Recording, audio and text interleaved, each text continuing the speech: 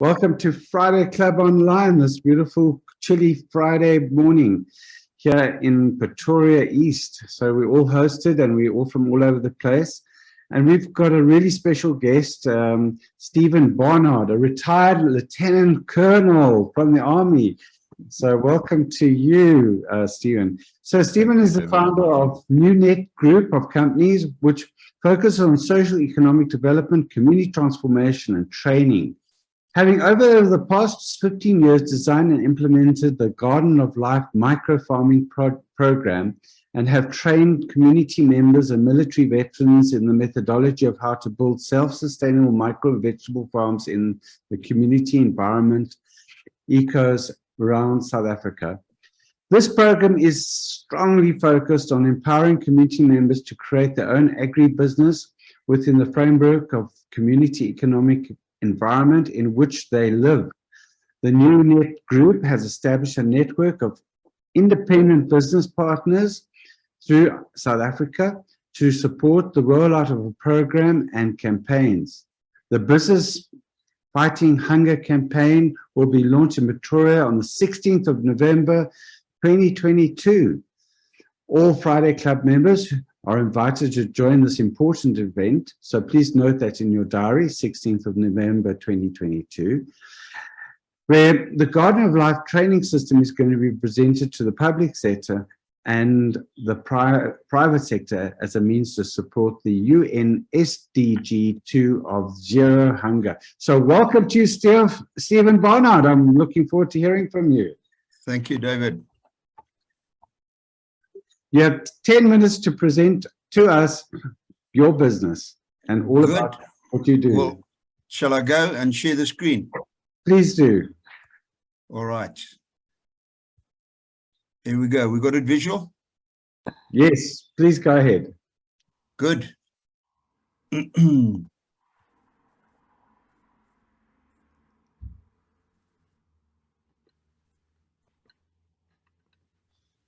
Right, Pakama Mzansi, changing the game, the business fight against hunger in our country.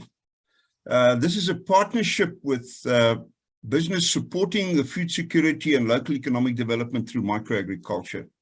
Now, South Africa is facing changes. And if we look at what happened in 2022, and we have a look at what's happening now, State of the Nation address what happened in 2012 and is helping in 2022, exactly the same. Nothing has changed. But the bigger crisis is that we're running out of farmers. Now, considering Maslow and his diagram of needs, and we look at the lowest level according to Maslow, which is psychological needs, we're sitting with a 6th level in South Africa, and that's called something different. That's called absolute survival. And we've been working in the townships over the last 12 years, addressing the needs of communities and looking for ways and means of trying to fight this desperation. And I mean, this desperation popped its head out in KwaZulu-Natal last year, where we physically saw how desperate people act when they don't have food. If you look at the stats, the reality is that we're sitting with 60.6 million people in South Africa. Over a quarter of those people, well, more than that, of 63.9% of those people are unemployed. And nearly 23.6%, that's 14.3 million South Africans, go to bed at night without a decent place to food. But there is a solution. And we're saying, let's start creating a unity in thinking, a common purpose, and manifesting a new vision for the future. Because if I talk to people from CEOs of companies all the way down to people in the townships running espaza shops, people don't have a common vision for South Africa anymore. Mandela created it, and somewhere along the line, something's gone incredibly wrong. But if we can do these 3 things, we can create hope. And I just want to show you something that comes from one of my projects yesterday in Nelmapius, where we trained 20 children how to grow vegetables. The principal then got the rest of the school to get involved. Those tires you see in the background there, they planted over 200 tires and are now busy supplying the food kitchen and the community with food. So this is the hope which I'm speaking about. So it is possible, but we need a common thought and we need a common action. And we look at the book of Nehemiah. Nehemiah was sent to Jerusalem. And in Jerusalem, the wall was completely broken down. But he came with a simple message, and that was, let us rise up and build. And rise up, the Zulu word is pakama. And we've adopted pakama as a slogan, an Afrikaans, a slagspreuk, a war cry to say, let's look at a vision for all South Africans, a better life for all South Africans. Now, in order to do that, you need economic stability, which is based on the economic pillars, which is, first of all, water security, energy security, infrastructure security, and food security, supported by the structures such as safety and security, financial management, skills development. Now, we all know, if we look at governments, and we're busy doing a project in Klerksdorp right now with the Klerksdorp Business Chamber, where all four of those pillars are in the process or have collapsed. I mean, we don't have to talk about energy security. I was wondering if we're going to have this program because of load shedding. But we're saying, what is that one thing, just that one thing that we can tackle, that we can influence? Because we can't influence water security directly. Energy security and infrastructure, I mean, the president's riding around with in his 4x4 closing potholes. That's not infrastructure support. There's one thing that we can influence, and that is food security. So we can have a direct influence in the environment where we are in to make a difference. So I just want you to consider the following, and this goes about changing the thinking from consumer to producer. In Xhosa, we say, umsebenzi, I want a job, consumer driven. We are saying, become a producer, ukusebenzi imali, which means I want to work to make money. Now, if you just take the tomato, one tomato gives you 100 tomato seeds. And I mean, some of us are married, our wives throw away, well, I do a lot of cooking myself, used to throw away a fruit tomato. But if you take one tomato, it gives you 100 seeds, which gives you 100 plants, which gives you 20 tomatoes. Now, one tomato costs R5. My son phoned me the other day and they said, Papa, ek het tomaties gekoop, is R7 'n tomatie. R7 vir een tomatie. So one plant can give you R100, and 100 plants gives you 10,000 Rand. Now, we've physically done this. We've done this with the school children, this exercise. The question is, who wants 10,000 Rand? So we are so consumer driven in our way of thinking that we forget that God has actually created us as producers. We are here to produce. But the majority of the South African population is driven by consumerism. So it all depends on the way we think. And this is a very important photo, and specifically looking at these kids over here. That is in a project I did in Gaborone, where SPAR brought us in. We trained 75 stores and their managers, and they each went out and did a project. Now, I came back 3 months later, and this is an orphanage in Gaborone, where the children had started that little farm in the background. They were getting a bag of pap a day to feed 40 children. And then they started with their garden. Now, the important thing here is not the garden. The important thing is if you look at the attitude of those children, and the attitude of the children was, come and look what we have done. They have taken ownership of their futures and creating their own food. So we are saying we should focus then as a mechanism, not everything doesn't start here in India, but if we can start with microfarming as a mechanism to create embedded economies in self-sustainable communities. And that's what we're busy with. Taking communities where people are sitting around doing nothing, taking waste and changing it through the Garden of Life project. So the Garden of Life project focuses on taking people of all ages And our youngest student is 3 years old. Our eldest student was 87.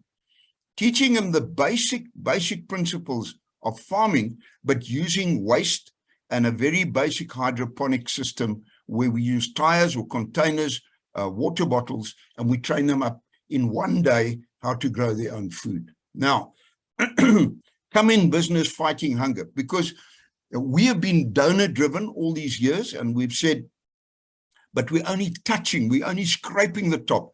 How can we take this project a lot further in much shorter time? And we said the biggest employers in the country are business. And the biggest contributors to tax on the secondary and tertiary levels is business.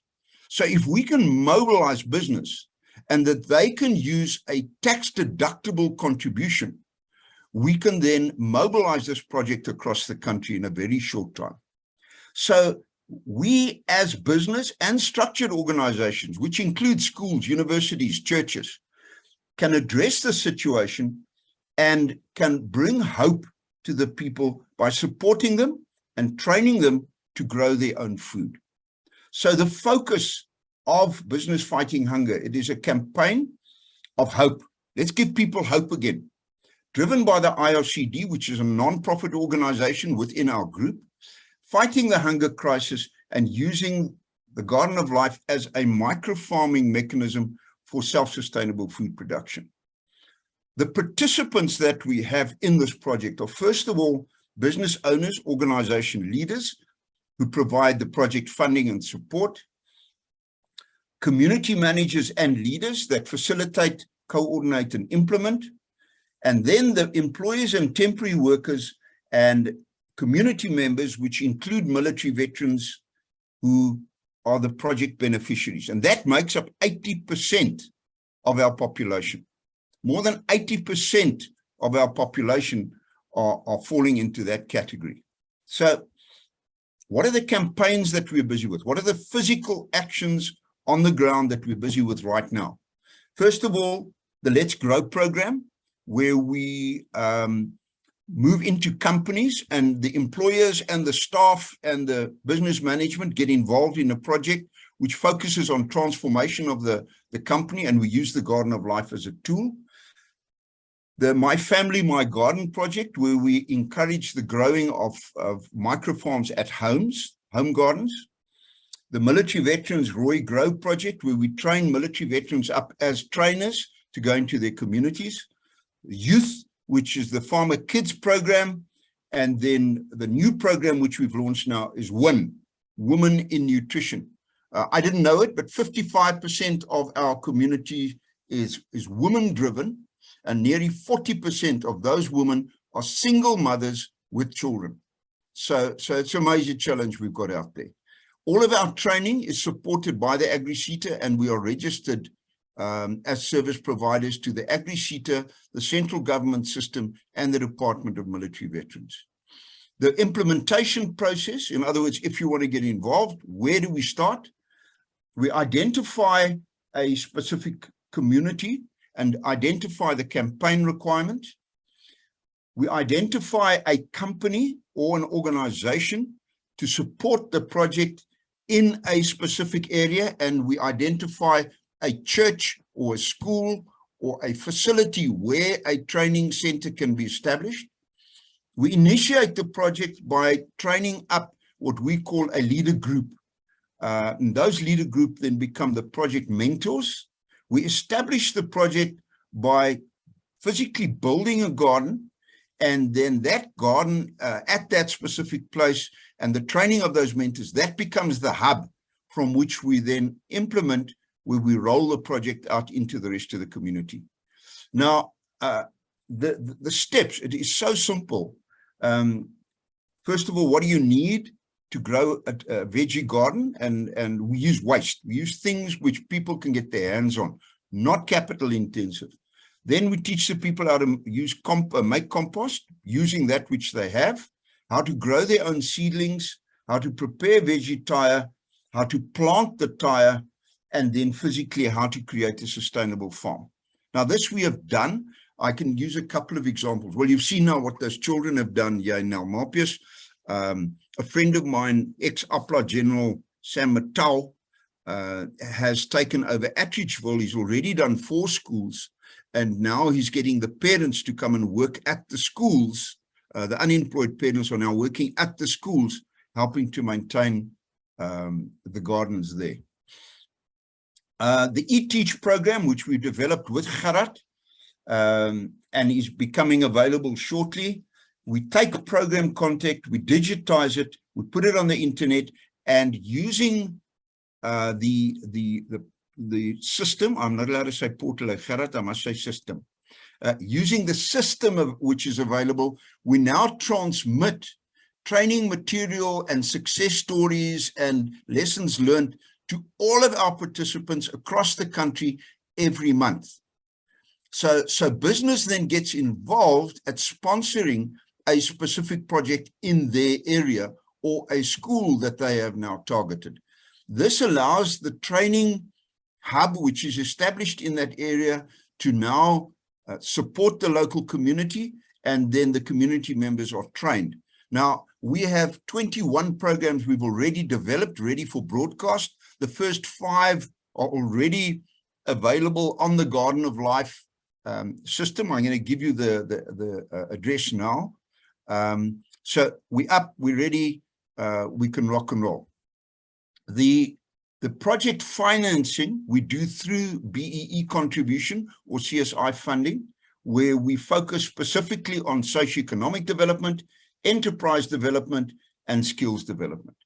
So this is tax deductible and contributes towards your BEE. We are BEE level 2, and our training is, we are BEE level 1, sorry, and our training is through a BEE level 2 training company called NuNet, which is also within the groups.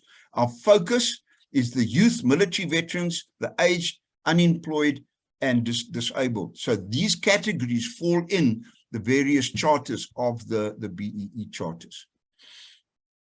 The contributions which are made for individuals, so if an individual wants to participate, it's 97 Rand per month, and every month they get a new program, or a company contributes 495 Rand a month, and they then get sent and can download information which they can then send to the school, and the school or the organization can distribute it as many times as they want to.